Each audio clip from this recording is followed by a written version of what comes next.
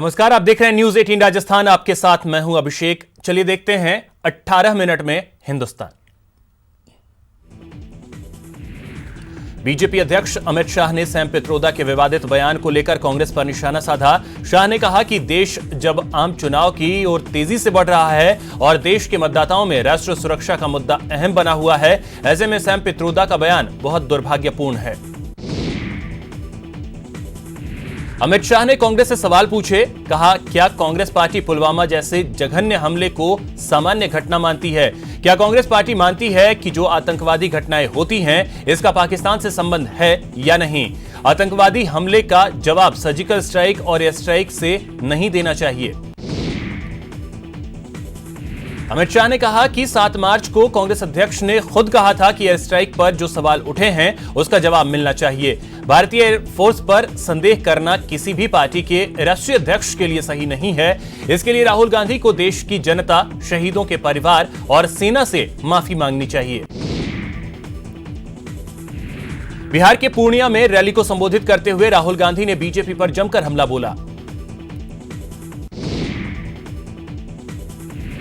राहुल ने पीएम पर निशाना साधते हुए कहा कि प्रधानमंत्री ने 15 लाख का वादा नहीं निभाया।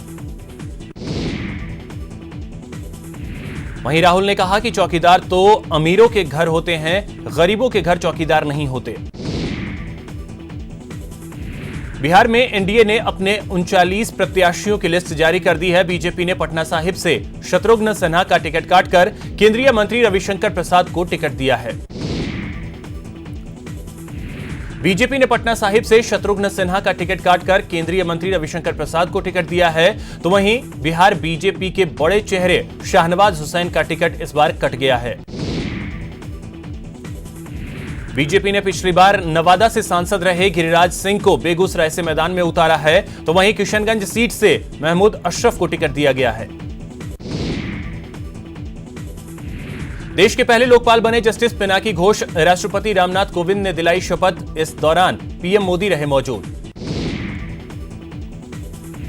शहीद दिवस के मौके पर प्रधानमंत्री नरेंद्र मोदी ने भगत सिंह, राजगुरु और सुखदेव को याद किया। पीएम मोदी ने ट्वीट के जरिए एक वीडियो संदेश भी दिया है। डॉक्टर राम मनोहर लोहिया की जयंती पर पीएम मोदी ने ट्वीट किया। उन्होंने कहा कि जो लोग आज डॉक्टर लोहिया के सिद्धांतों से छल कर रहे हैं वही कल देशवासियों के साथ भी छल करेंगे।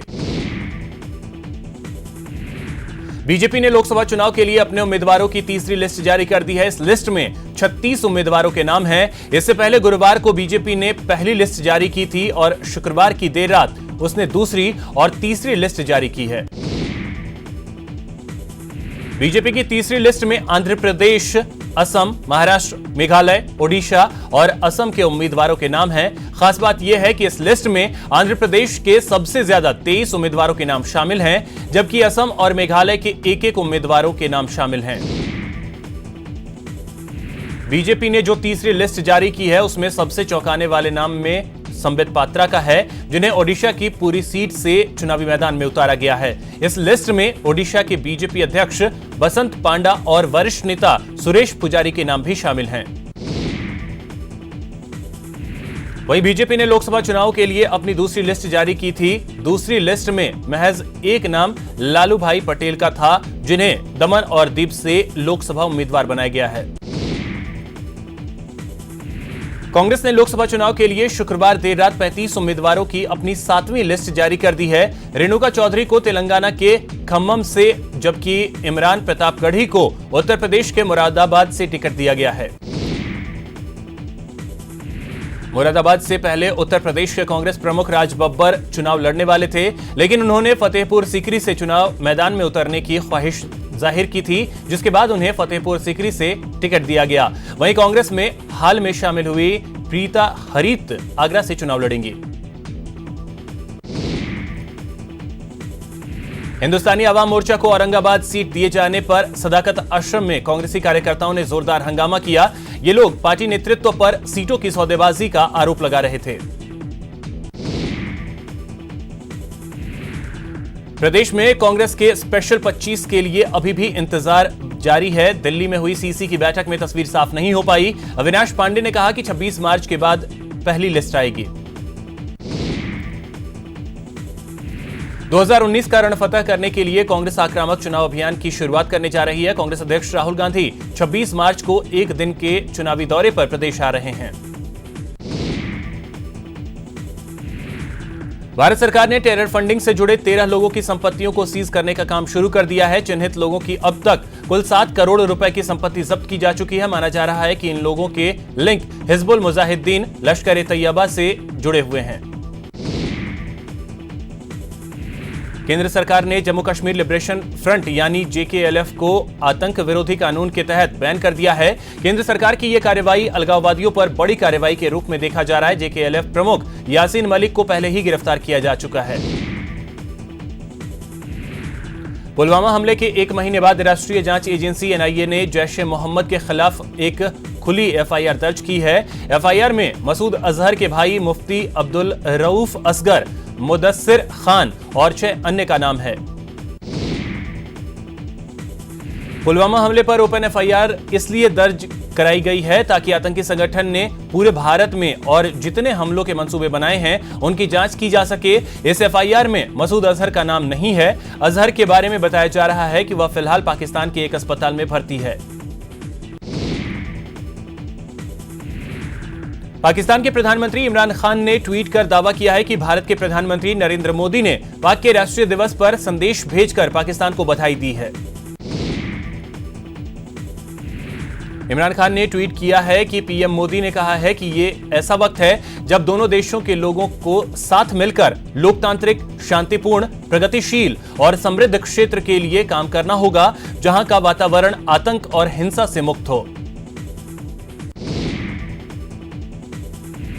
सूत्रों का कहना है कि पाकिस्तान के नेशनल डे पर प्रधानमंत्री नरेंद्र मोदी की तरफ से पाक पीएम इमरान खान को भेजा गया खत एक औपचारिक परंपरा के तहत भेजा गया पत्र है, जिस पर उनके दस्तखत नहीं है। इस तरह का पत्र बीते 70 सालों से लगातार जाता रहा है।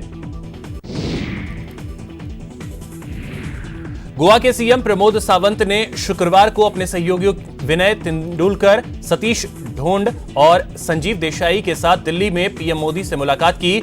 मनोहर पर्रिकर के निधन के बाद प्रमोद सावंत गोवा के सीएम बने हैं और पीएम मोदी से ये उनकी औपचारिक मुलाकात थी। केंद्रीय मंत्री राज्यवर्धन सिंह राठौर आमेर क्षेत्र के दौरे पर हैं। राठौर ने अपने चुनाव प्रचार की शुरुआत सेवापुर गांव से की। मंत्री राठौड़ 10 से ज्यादा गांवों का दौरा करेंगे। इस दौरान मंत्री बीजेपी को वोट देने की अपील करेंगे। बीकानेर में बीजेपी ने लगातार तीसरी बार मौजूदा सांसद और केंद्रीय मंत्री अर्जुन राम मेघवाल पर लोकसभा सीट जीतने के लिए दांव खेला है। टिकट घोषणा के साथ ही किसी राष्ट्रीय पार्टी से एक ही व्यक्ति ने लगातार तीसरी बार टिकट हासिल करने वाले अर्जुन राम मेघवाल पहले व्यक्ति बन गए हैं। सांसद रामचरण बोहरा ने आज अपने निजी आवास से खोले गए हनुमान मंदिर तक पैदल यात्रा की। इस दौरान उनके साथ पार्टी के कार्यकर्ता मौजूद रहे। आईपीएस राजेंद्र कुमार चूरू के नए एसपी होंगे। वहीं बाबूलाल कोठारी को जोधपुर का संभागीय आयुक्त बनाया गया है। निर्वाचन आयोग की मंजूरी के बाद राज्य कार्मिक विभाग ने नियुक्ति के आदेश जारी किए। लोकसभा चुनाव से पहले बीकानेर जिले की कांग्रेस पार्टी को बड़ा झटका लगा है। देहात कांग्रेस के उपाध्यक्ष अंबाराम इनखिया ने कांग्रेस की प्राथमिक सदस्यता से इस्तीफा दे दिया है। उदयपुर में लोकसभा चुनाव के मद्देनजर आज बॉर्डर इलाके के अधिकारियों के बीच महत्वपूर्ण बैठक हुई। बैठक में जिला कलेक्टर और एसपी सहित गुजरात के अरावली और बनासकांठा जिले के आला अधिकारी भी मौजूद रहे। लोकसभा चुनाव की तैयारियों को लेकर सीईओ आनंद कुमार सोमवार को जोधपुर और उदयपुर संभाग अधिकारियों की बैठक लेंगे। कोटा संभागीय आयुक्त एलएन सोनी ने बारा पहुंचकर जिला कलेक्टर सभागार में अधिकारियों की बैठक चुनावी संबंध में ली। इस दौरान उन्होंने चुनाव से जुड़े सभी कार्मिकों से चुनाव कार्य की प्रोग्रेस रिपोर्ट भी जानी। बैठक में संभागीय आयुक्त एलएन सोनी ने चुनाव से जुड़े सभी कार्मिकों से चुनाव कार्य की प्रोग्रेस रिपोर्ट ली।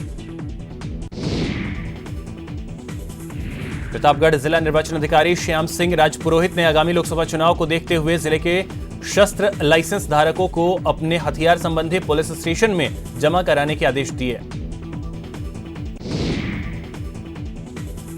बीजेपी की ओर से लोकसभा चुनाव 2019 के लिए जारी पहली लिस्ट में राजस्थान के 25 लोकसभा क्षेत्रों में से 16 लोकसभा क्षेत्रों के लिए प्रत्याशियों के नामों की घोषणा की गई है।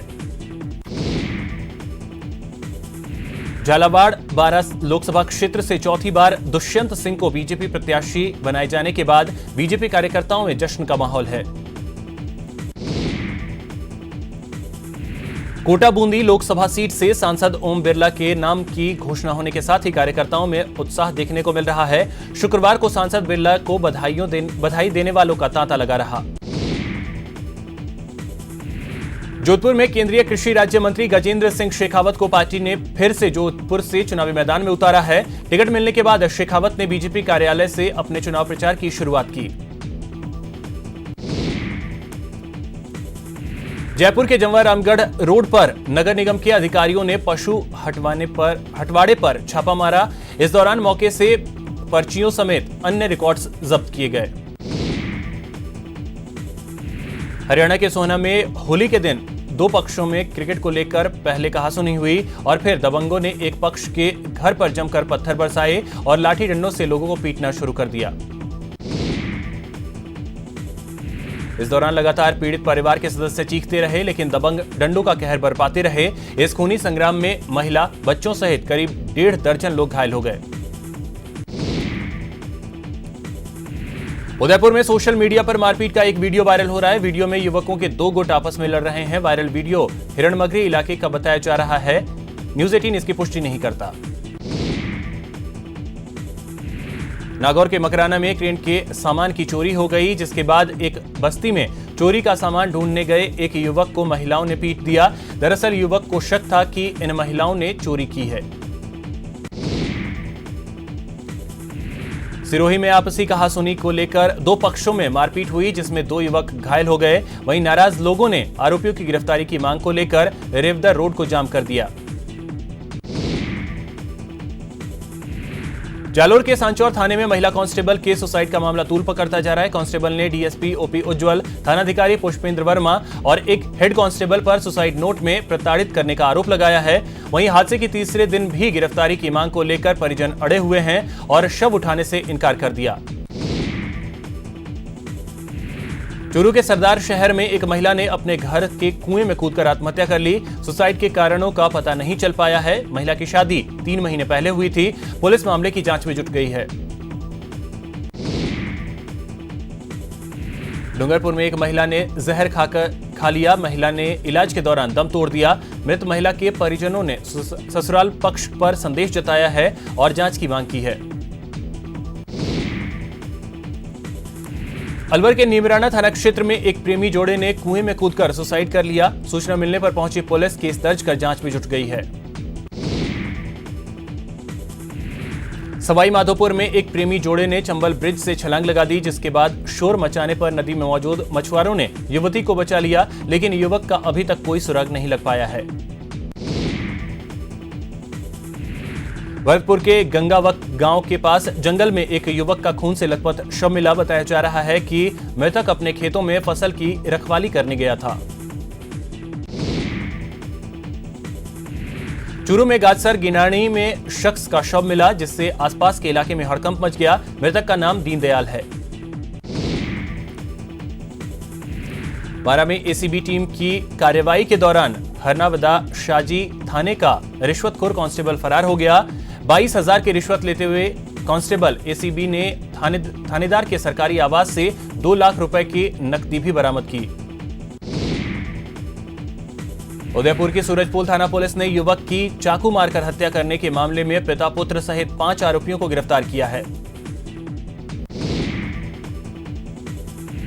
कोटा में होली के दौरान हुड़दंग मचाने और लाठियों पत्थरों से मारपीट करने वालों पर पुलिस ने बड़ी कार्रवाई की है और 1.5 दर्जन आरोपियों को गिरफ्तार किया है। अलवर में एक बाइक चोर भीड़ के हत्थे चढ़ गया, जिसके बाद चोर की जमकर पिटाई कर दी गई। खबर लगते ही मौके पर पहुंची पुलिस की टीम और किसी तरह चोर को भीड़ की चंगुल से छुड़ाया। धौलपुर की बाड़ी थाना पुलिस ने कस्बे में हुई चोरी की घटनाओं सहित लूट की वारदात का खुलासा किया है। मामलों में पुलिस ने 4 बदमाशों को गिरफ्तार किया है।